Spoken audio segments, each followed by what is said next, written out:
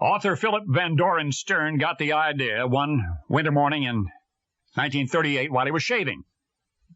He was shaving, and the entire story came to him beginning to end right there in front of the bathroom mirror. But Philip would not write the story down until a year later, and he would not try to sell the story until 4 more years had passed, and even then nobody would buy it. He tried to interest magazines in publishing it. He was turned down by everything from the Saturday Evening Post to the local farm journals. Finally, a movie studio bought the story, which the author had entitled The Greatest Gift. RKO Radio Pictures purchased the property at the suggestion of Cary Grant, by the way. Cary Grant thought the hero might be a suitable role for himself someday. And yet, try as they might, RKO screenwriters simply could not adapt the story to a movie-worthy script, so more years passed. RKO sold The Greatest Gift to another movie maker who had just organized a new company called Liberty Films. That producer-director's name, by the way, was Frank Capra. And under his loving guidance, Philip Stern's Little Christmas Story did grow into one of the most moving and heartwarming tales ever told. And each Christmas time, televiewers thrilled to the retelling of an all-American yarn which Frank Capra retitled, It's a Wonderful Life. But this is the rest of the story. The motion picture, It's a Wonderful Life, is about a man named George Bailey on the brink of suicide, granted a unique opportunity to see what the world would have been like had he never been born.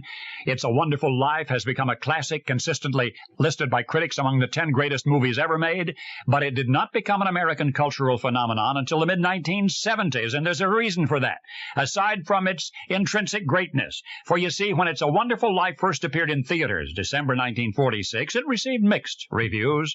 It barely broke even at the box office, received not one Academy Award.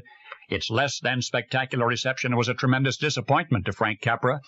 It was so generally ignored over the following 3 decades that in 1974, when its copyright came up for renewal, somebody in the studio office forgot or didn't bother to go to the trouble of renewing the copyright, and that's how one of the 10 greatest motion pictures of all times slipped inobtrusively into what's called the public domain. And that's why America's undisputed favorite holiday movie became just that, because television stations can air it for free, and so they air it often, exposing it to millions. Experts guesstimate that the owners, had they held on to the copyright, It's a Wonderful Life would be earning them conservatively $26 million a year. In addition to the more than 1,200 radio and television stations airing it at least twice each year, there are 15 video companies selling the classic on cassette. They're cranking out copies for what amounts to the wholesale cost of blank tape. That's right. To paraphrase its original title, maybe that is the greatest gift of all. That we all get rich every Christmas time. In lots of ways. Because we get to see and re-see and re-see It's a Wonderful Life. Just because somebody, maybe some bumbling guardian angel, failed to renew the copyright.